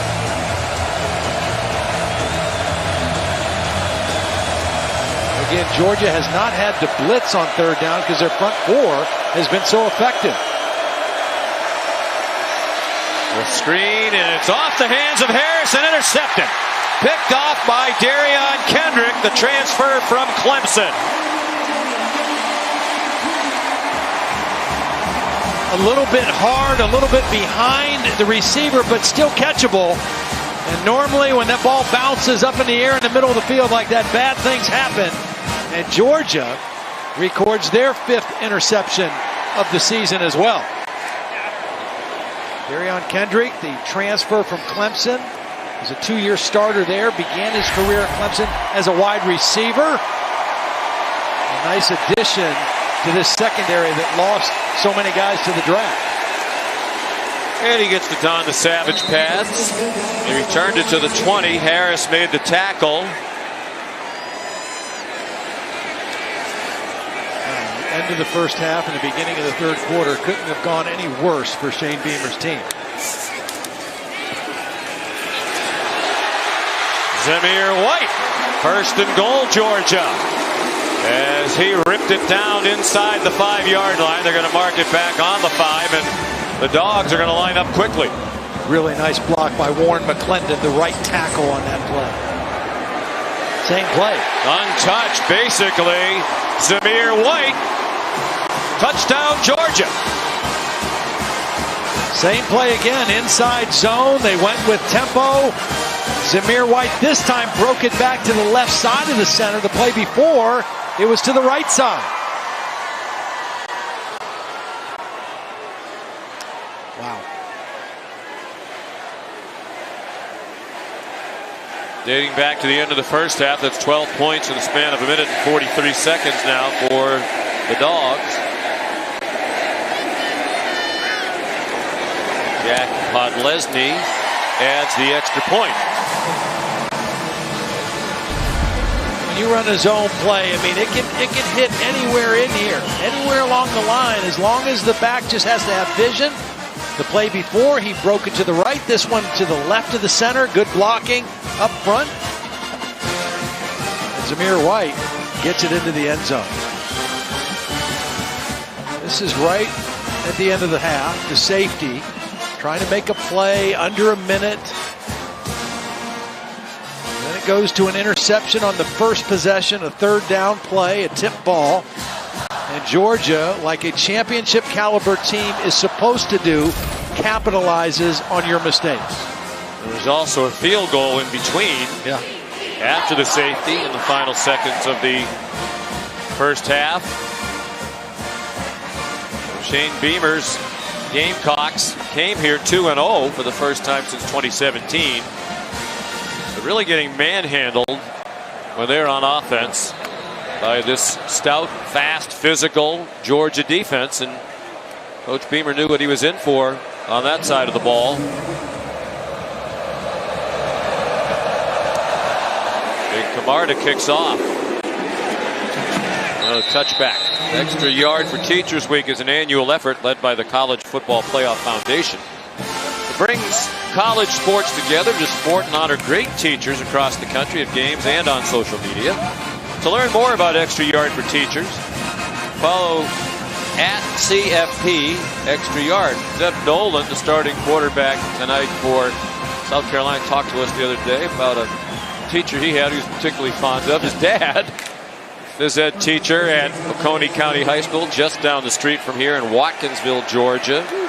What a job he's done as the football coach here in his 8th season. He built them into a power.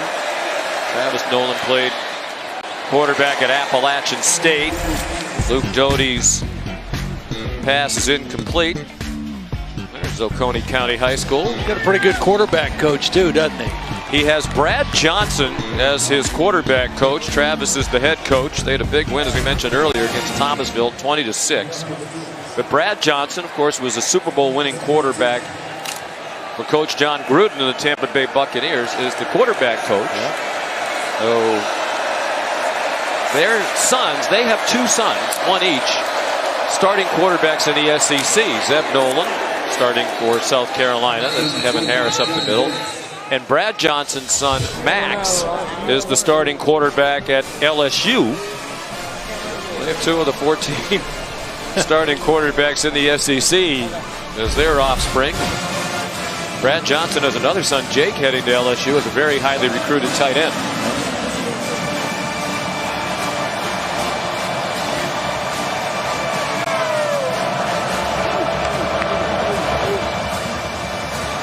A more manageable third down situation right now for Luke Doty. He just cannot hold the football very long.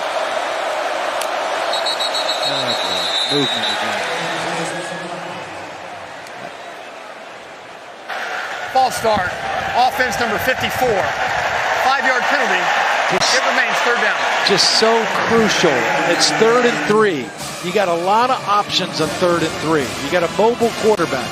Now you're 3rd and 8, and you've already found out that you have a very difficult time blocking these guys for very long on 3rd down.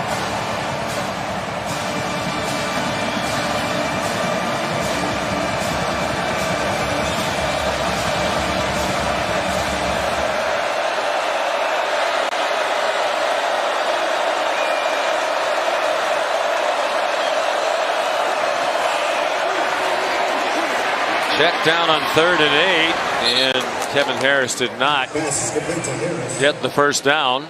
It's close, though, Well, isn't he? might have gotten it. Didn't look like from here that he did. No, he did. Yeah. First down. We think they still haven't moved the chains. Nice effort by Harris to keep his feet in. Oh, he's out way back. They gave him a very favorable spot. He stepped out about 2 yards short of the 35-yard line. But it'll stand. It's a first down. They'll take it. They need all the help they can get. That's for sure. And Harris gets a couple. The I still think the guy that has not touched the ball for South Carolina, I mean, I know that Josh Mann is their deep threat, but Jaheim Bell, number 0, he's a matchup problem. He's a big athletic tight end, has not had a ball thrown his way. I think they got to find a way to get him the football. See if he can make a play in the middle of the field or out in space. Marcus Satterfield, the coordinator, talking about his freakish athletic skills.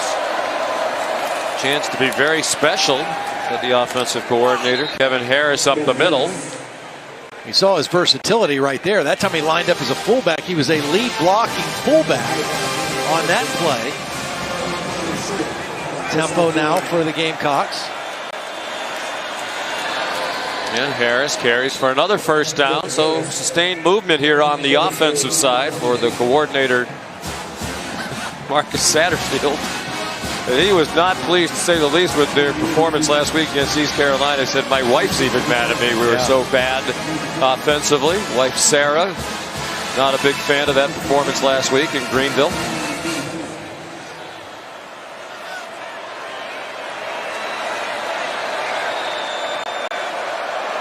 Juju McDowell comes in at running back now.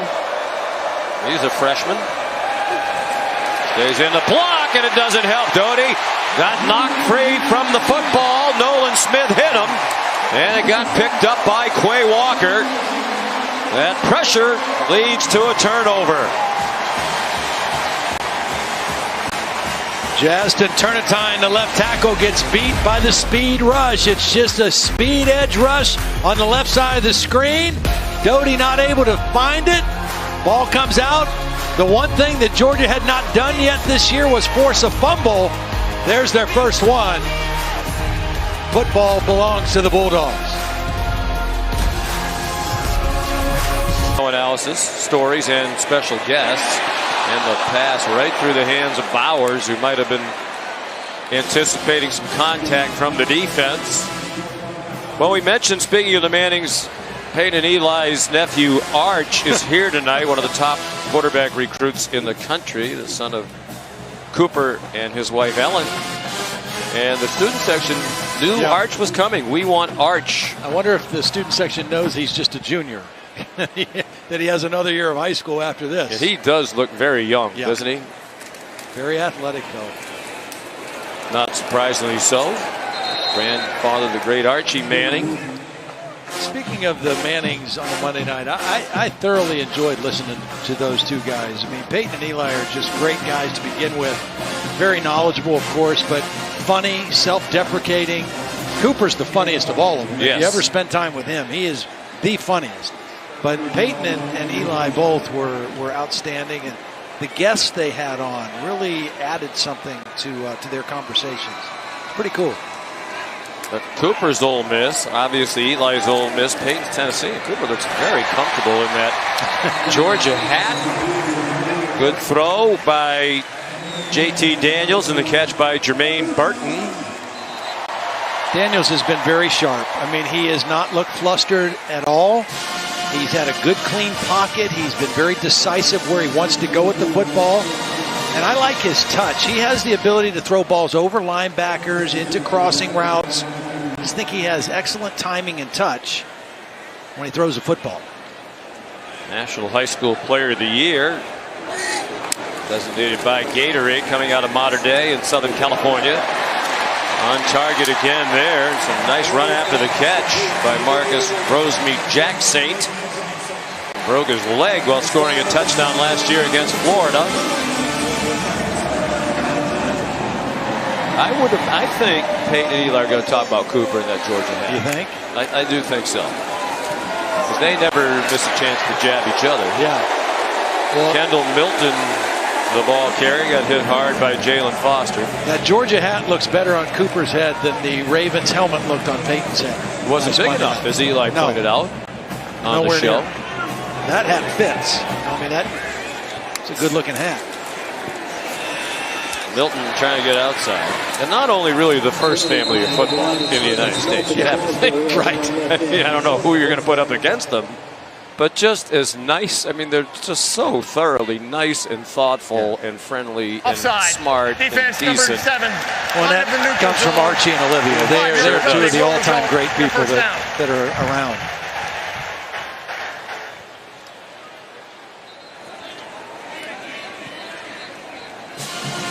Well, one thing that is interesting, Georgia does have a freshman here, Brock Vandegrift, out of Bogart, Georgia, who was a 5-star recruit. He's waiting behind Daniels and Bennett and Carson Beck.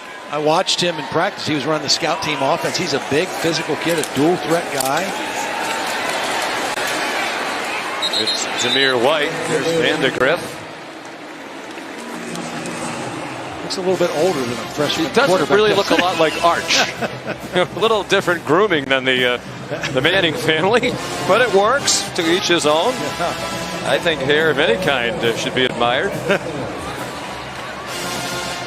And no matter where Arch decides to go, the likelihood is there's pretty good quarterbacks there already. We've read Ole Miss, obviously, Alabama. I don't want to leave teams out because now their fans will get all upset. You didn't mention us. Texas, they got a lot of people interested in them. I think what we heard, they're keeping all options open. Are the Mannings. Pass into the end zone, broken up nicely by Darrell Ware. Yeah, that's a play, probably, even though he's not the most mobile. JT Daniels needs to run this. I mean, that's a hard throw back across his body to a covered guy. Just try to run it and get to the pylon. You probably score. That's a hard throw, kind of a dangerous throw, and it was the smarter decision would have been to run that one and try to get to the front pylon. So it's 3rd down and goal from the 4. James Cook back in at running back. I watch him just swinging out of the backfield here.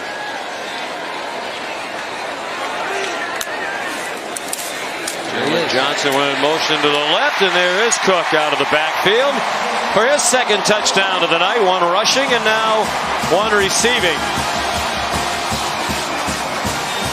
Really good timing on the little bunch route. You had receiver and tight end going inside. Cook is breaking outside and just too easy.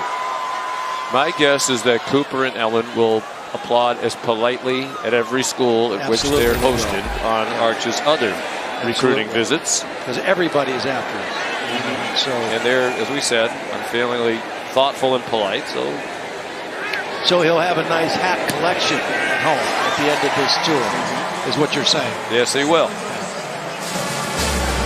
Honored to hear before the game for his induction to the College Football Hall of Fame class of 2020. They haven't had the ceremony yet because of COVID. They're going to have it in December in Las Vegas. What a great player David was here. You saw him get on the plane. He was on game day this morning, obviously, in State College, Pennsylvania.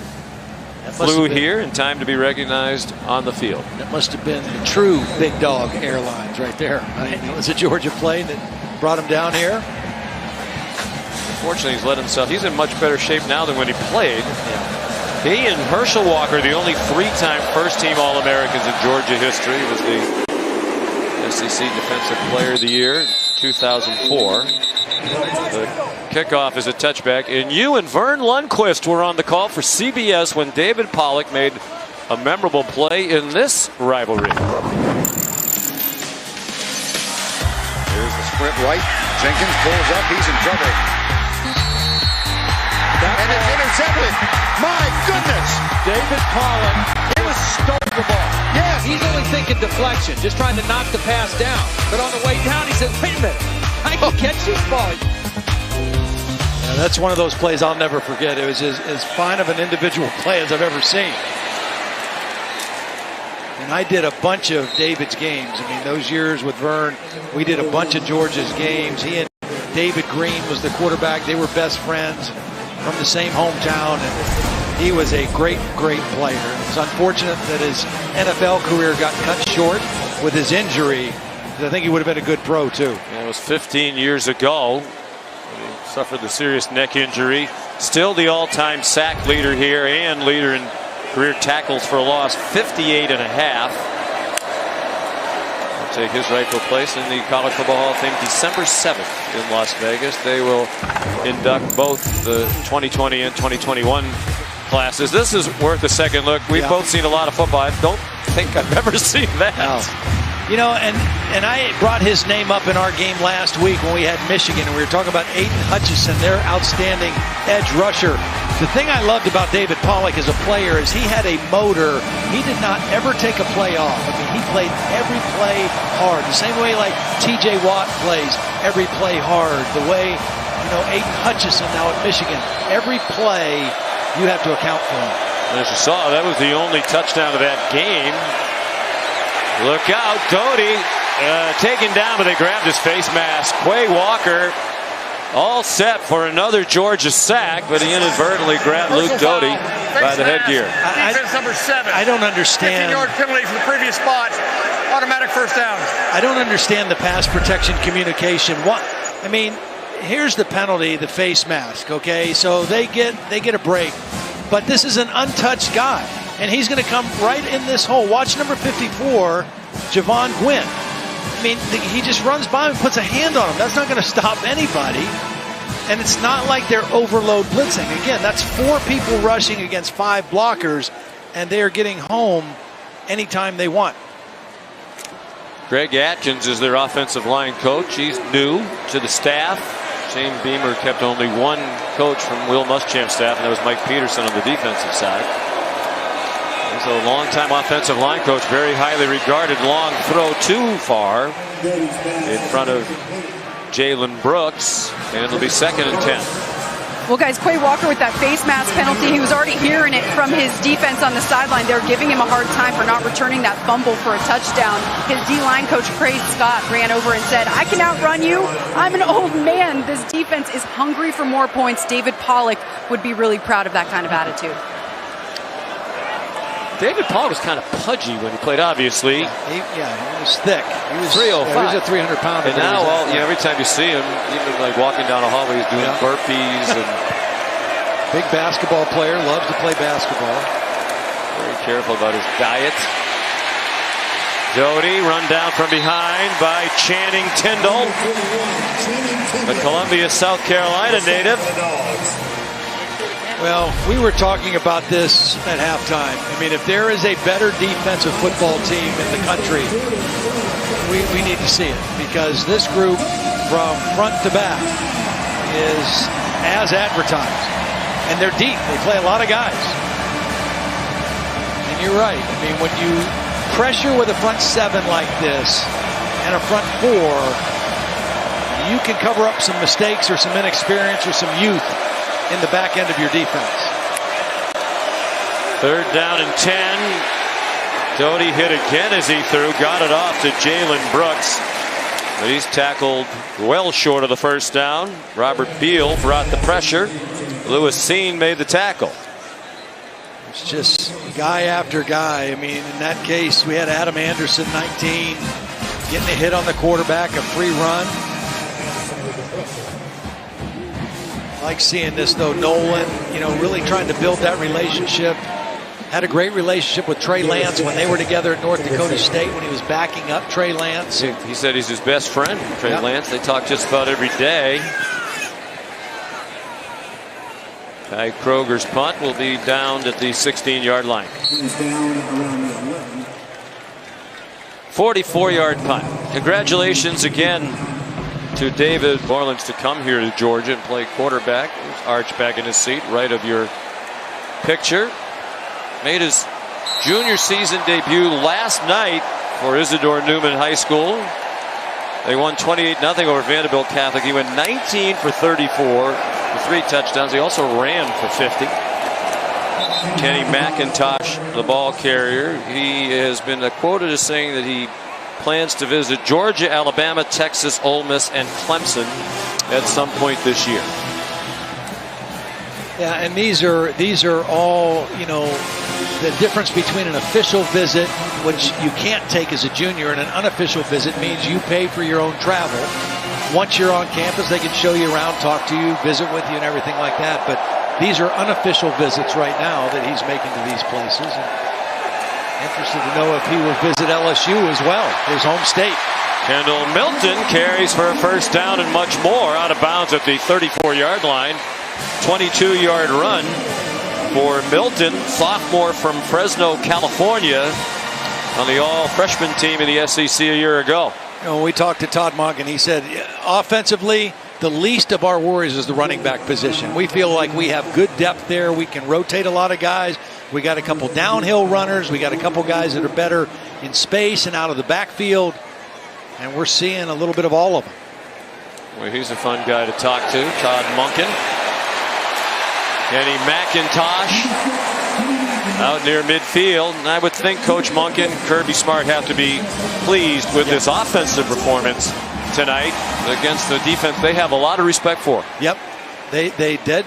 They knew that it was a talented front seven. They had not run the football particularly well the first two games. They're running it well tonight. 146 yards, 439 total yards. So it's the combination run pass, the decision making and accuracy of JT Daniels.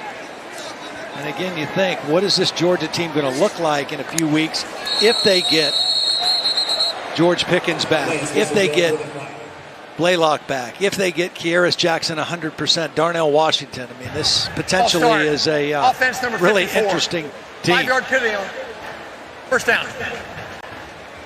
Pickens, Blaylock, Washington, not dressed tonight. Blaylock closer than Pickens, we believe, to returning, but they hope to have all of them back this year. Well, it has been good seeing Kearis Jackson. I mean, he's been returning punts, but these are the first offensive snaps he's gotten in the game tonight. A couple catches.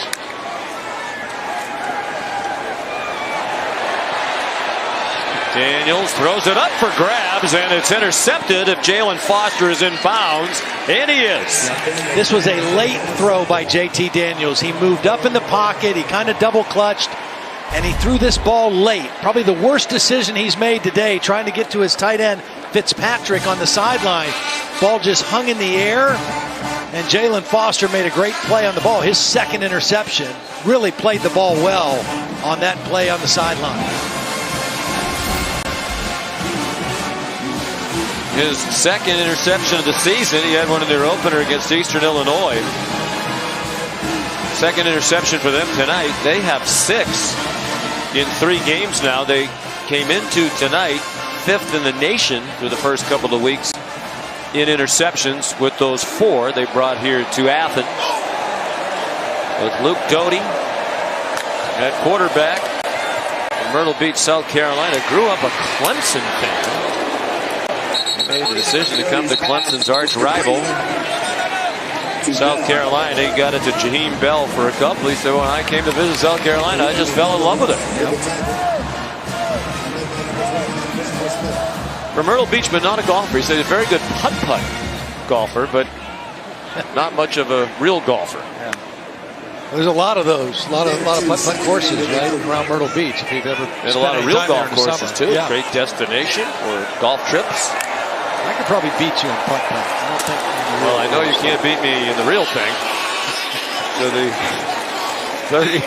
32-yard line. That's why I said that. Kevin Harris on the carry, and Lewis Seen made the tackle. But your golf game is coming along. You've got back into it in the last year or so. It's coming along. The truck is, they're not in agreement with the statement I just made. But we do think you hosted us at an NFL alumni tournament at the fabulous Firestone there. I would say that late April is probably not the best time to play golf in Northeast Ohio. We're still a little cold and damp, but we had 1 out of 3 days that was nice. Another month or 2, we should thaw out, be good, dry out. First time out this half. Timeout called with 51 seconds to go. Well, obviously, Shane Beamer didn't expect to step in at South Carolina and instantly be a contender. I mean, they were 2-8 last year, so it's going to take a while, but yeah. He is clearly doing everything he can. You know, I think he's spoken to every person in the state of South Carolina already, yes, trying to drum up even more enthusiasm for that great fan base. Yeah, and you know, it was interesting. I mean, obviously he and Kirby are friends. They were on the staff together here, and he credits Kirby for helping him become a better coach. But when we talked to Kirby yesterday, he said, you know, this is a different South Carolina team than than what we saw last year. Last year when they played, they were in the midst of a losing streak. They were getting ready to fire Kirby's friend Will Muschamp. They had guys who were opting out. They had COVID issues, and they were not very competitive. And to watch them play the first couple games this year, flying around and playing with confidence, but Georgia is just that much further along as a program in South Carolina right now. This is a team that Kirby has been building for. You know, they've really been good in his time here. They lost 5 games his first year when he was playing with Mark Richt's recruits. Basically, he has been one of the best recruiters in college football, and so on the front end of recruiting, on the back end of putting him in the NFL, he's on par with all the top programs in college football. The only thing he hasn't done is win a national championship and only one SEC championship, or find a way to beat Alabama in this league. Kroger punts. Will go out of bounds. Don't you think that's because the offense is lagged behind? I mean, the other competitive teams to be in the college football playoff, Alabama, Clemson, Ohio State, Oklahoma, all those teams have been better over these last 5 years than Georgia on offense.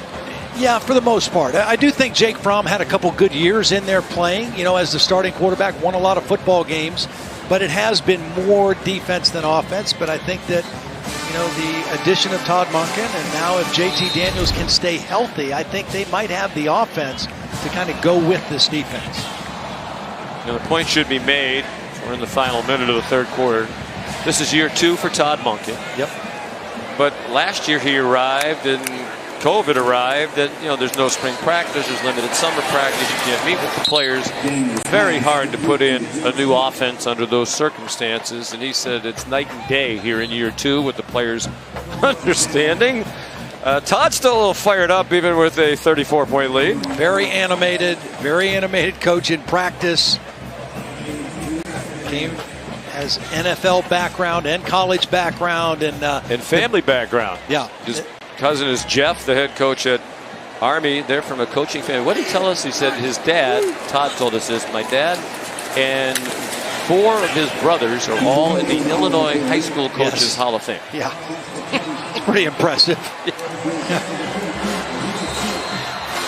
That takes us to the end of the third quarter. Georgia outscored Carolina in that quarters 14-0. This is the SEC on ESPN.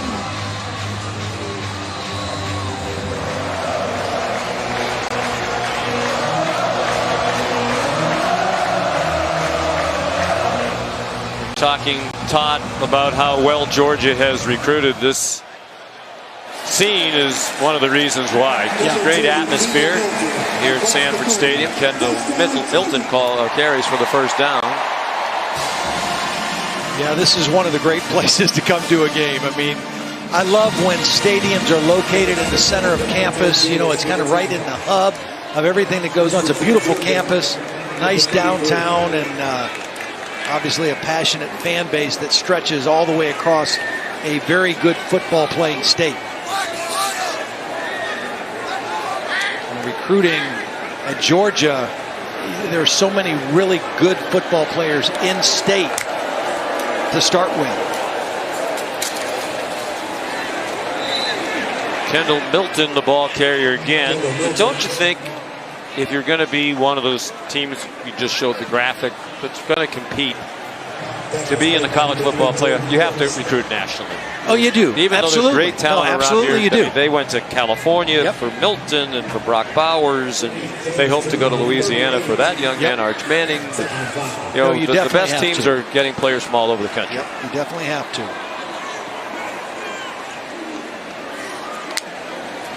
Second and 5. JT Daniels on the run. It's dropped by Marcus Rosemead-Jacksaint. Kirby has recruited exceptionally well because, as we mentioned, he was with Nick Saban, and Nick Saban has been the best recruiter in college football. And he has modeled, Kirby has so much of the program on what they did at Alabama, what he was a part of, what he was very instrumental in building with Nick. And, it's a proven formula. It's a proven process that works, starting with recruiting, then with developing of players and reloading. Kenny McIntosh has the first down. As Kirby played here, fine defensive back, all SEC his last year for the Hall of Fame coach Jim Donnan, who, by the way, I think was a forerunner to Peyton and Eli. Coach Donnan does a watch along, I believe it's on YouTube, where you can watch the Georgia game along with him, and he'll provide commentary. He worked with us for a while, did a great job at ESPN. Jim's a terrific man, still lives here in Athens. All the former coaches come back here to Athens. Why wouldn't you? Beautiful town. Milton, the ball's out of the end, no whistle, apparently not down, at least not for the moment. Is that the ruling? And the Gamecocks say they have the ball. O'Donnell Fortune picked it up. Looked from our vantage point like the runner was down.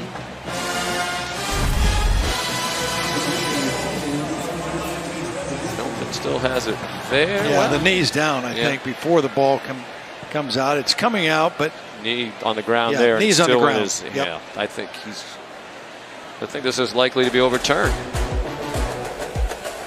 R.J. Roderick ripped it out. We'll tell you. Subway. This Uga, one of the great mascots in college athletics. Uga has a pretty good air-conditioned dog house right next to the cheerleaders platform. That's Uga 10. Tradition that dates back to the... See that bag of ice right over here by the house? Yes. There's times when it's really hot. You know, this is a night game. They'll put that ice right in there, and Uga will just lay on the ice. I mean, just, you talk about cooling yourself. That's the way to do it. It's good to be Uga. Yeah. Although we did the Sugar Bowl a couple of years ago when Uga got on the wrong side of Bevo, and there was almost Uga 11. That is right. Kevin Harris bouncing off some hits. There's the air conditioning. You got the ice, and just in case the air conditioning isn't doing enough.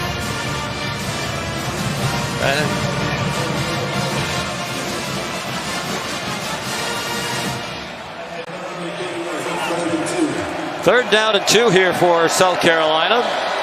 It manages 2 field goals. Georgia has still not given up a touchdown while on defense this season. Through 2 full games and 3 quarters plus of this one. Clemson kicked the field goal. UAB scored a defensive touchdown. And Carolina has 2 field goals tonight. Harris got the first down. Here's Matt Berry. All right, Sean, checking in on Penn State and Auburn. Tyler Warren here, 14-3 Penn State at this point. A little separation to make it 21-10.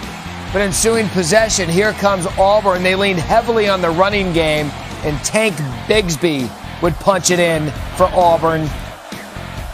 So right now, Penn State has the ball, still with the lead. After this game, Rashad White, Arizona State, on the road, taking on BYU, and another whiteout. We'll have that coming up after kick.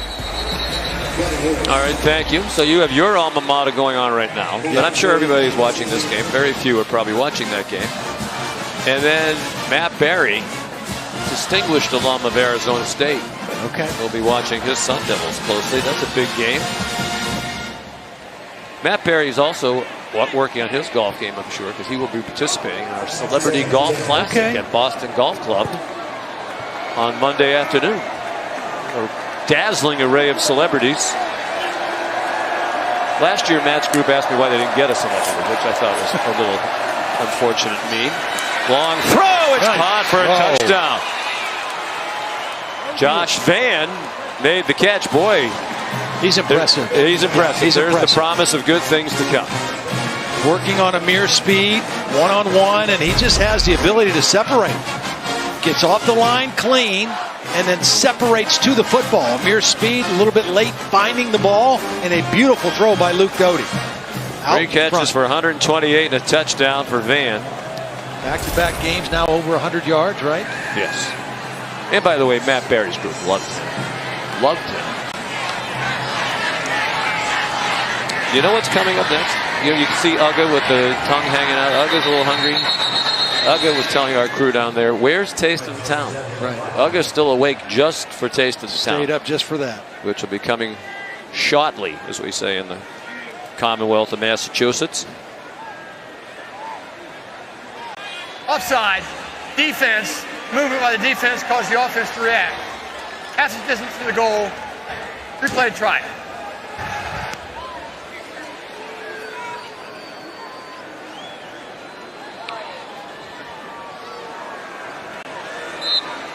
And, you know, we mentioned a lot of people, that competitive game, Penn State are watching that, but this thing has reasons why some may stick with us.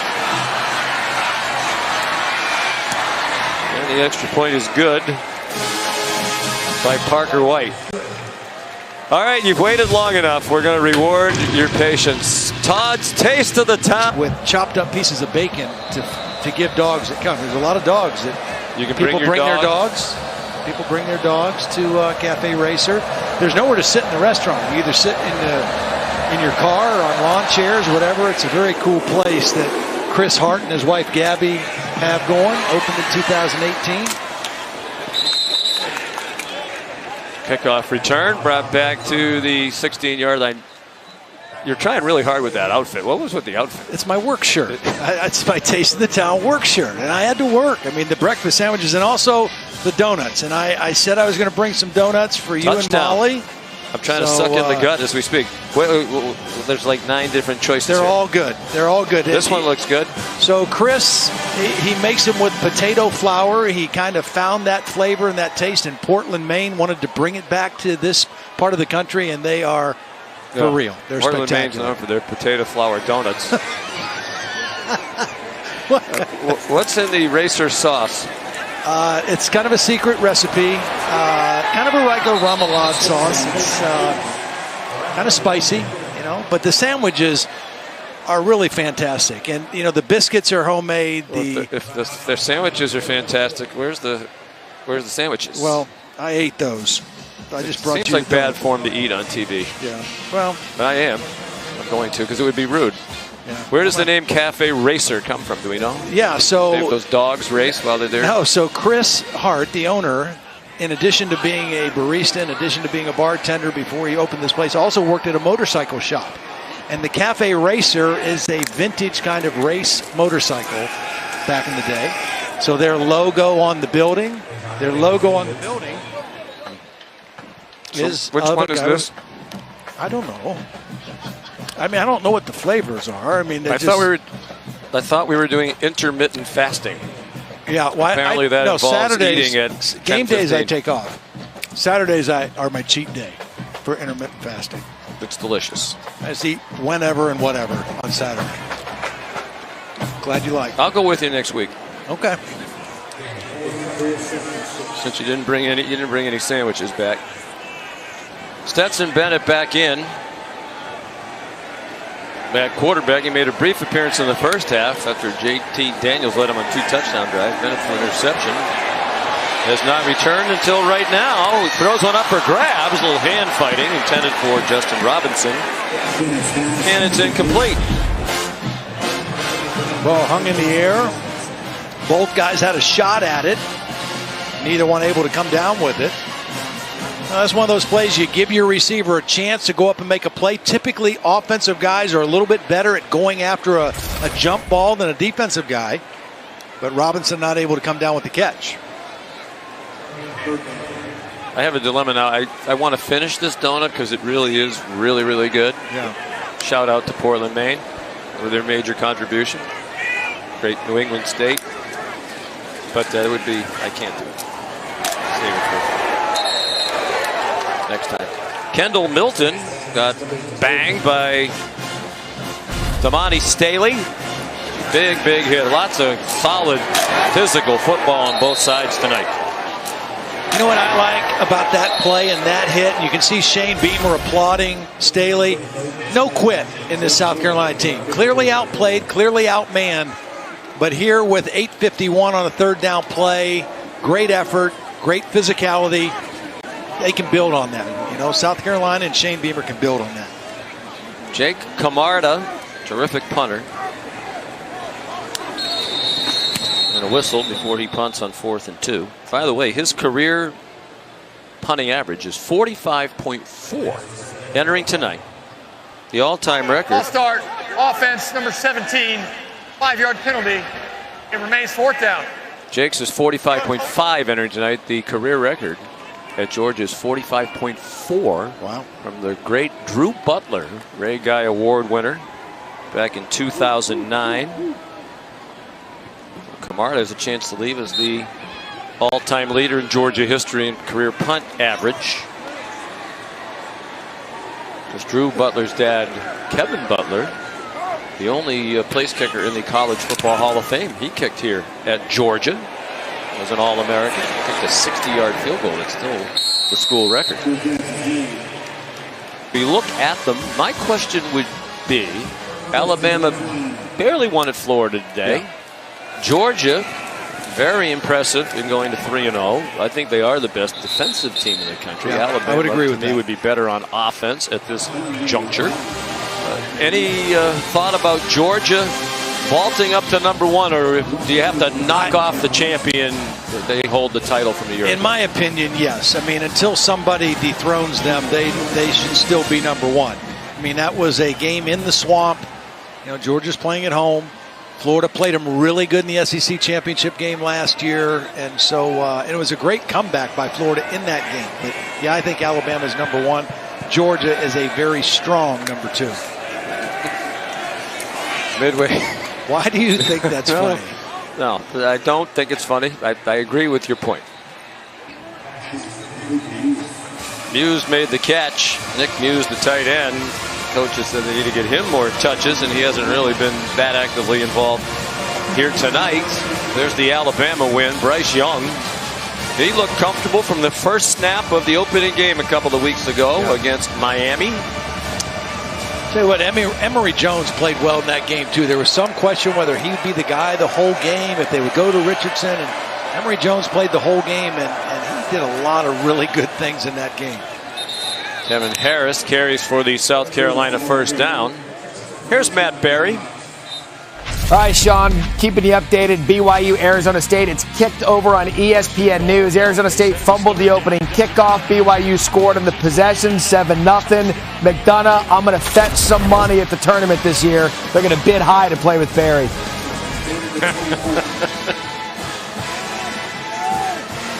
Matt's always a very popular celebrity. I bet. But I do not think at our auction that he will be bid on the highest. We have Charles Barkley,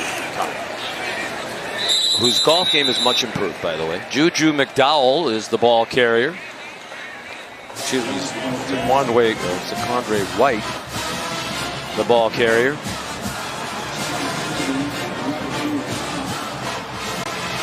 Six minutes to go. Matt Luke on the sideline. Offensive line coach, former head coach at Ole Miss, and that's a great guy to have on your staff. Yes. He really knows how to coach the offensive line. Well, and when you have former head coaches like Kirby has with Matt Luke, and now with Will Muschamp, who's just an analyst, they're another set of eyes who can look at things from the broader picture, you know, the whole program kind of perspective. Deep throw and a one-handed catch by Jalen Brooks. Boy, they've thrown the ball deep effectively when the quarterbacks have had time to get it off. What a catch by Brooks. That's as good a catch as you're going to see all season. Tremendous concentration. Right hand. That's beautiful. Great throw, but an even prettier catch. By Brooks, has been around, started his collegiate career at Wingate. Then went to Tarleton State in Texas. Now here at South Carolina. Joined them last year. Wasn't eligible to play for them last year until the second half of that 2-8 season. Luke Doty, after the play fake, pulls it down and runs. And he got to the 31-yard line. Well, this is definitely worth another look. What do you think? Top play on the top 10 on SportsCenter? It'll definitely be on there. I mean, you'd be hard-pressed to find a better play from the weekend than that. Man, that is pretty. from the 32, 2nd down and 6. Doty 13 out of 24 for 153. White trying to get outside. The big running back, 6'1", 215. Started his career at Florida State. Tavius Brini took him out. Do you think Luke Doty now is likely to be their starter going forward, and that Zeb Nolan will probably be a backup? Yeah, I think so. I think Zeb will be a backup. I think he'll be a great resource. And then I think he'll be a really good football coach, too. When this season is over and he goes back to being a GA, he comes from a coaching family, obviously, with his dad. That's what he wants to do. He wants to be a coach.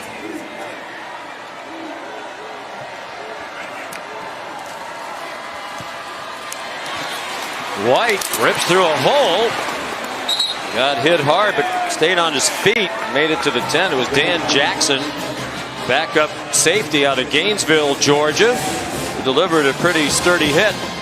A lot of backups in the game right now for Georgia's defense, but again, credit South Carolina for not quitting, not letting down on their effort. They did score the first offensive touchdown against the Georgia regular defense earlier in this quarter. And Kirby trying to get the same kind of productivity out of some backups.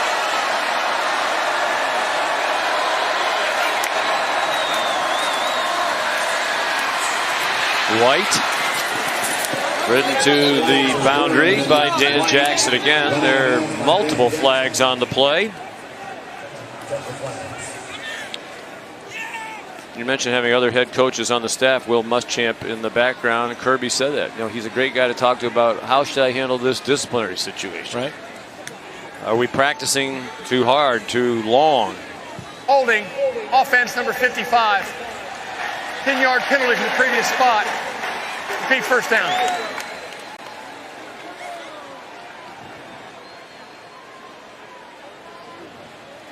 They coach him hard.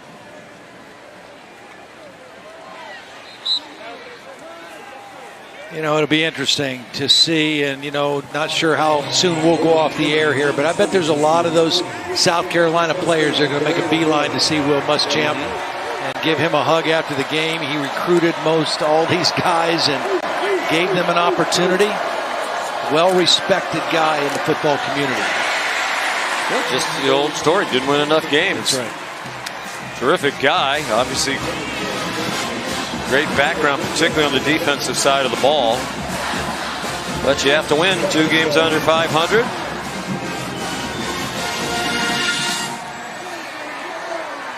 But everybody we talked to, the players, especially on the South Carolina team now, said they were, to a man, grateful. They have appreciated the kind of jolt of energy that this new staff has brought in. A lot of the fundamental core values put in place by Shane Beamer. Marshawn Lloyd, the ball carrier. What's becoming very trendy now in college football is love. Yeah. We had Tom Allen, LEO, love each other. That's become their mantra in Indiana. And Shane Beamer and his staff and players talk a lot about love. And to just build unity and chemistry throughout every rung of this organization. We talk about other things too. Competing, we love each other. We love each other. That's a big part of our team. Wonderful pals. Trying to get outside Marshawn Lloyd. Josh Hoffman, our producer, has strong like for you. Me, not so much. But here are the other things that they're preaching. Gratitude. Be grateful to have the chance to play positive, play college football and be positive about it. I want you to be tough, hardworking, competitive, close. Where you go down there, you see those reminders. Tell you what, there's nobody better. You and I both agree. In all the years we've done this, nobody we enjoy more, respect more than Frank Beamer. Yep. First class all the way. Shane said he got a little choked up when after the win last week, he saw Frank Beamer was a little choked up himself. Great family. Shane's a terrific guy, just like his dad, but work to do in this program as he tries to build it back up.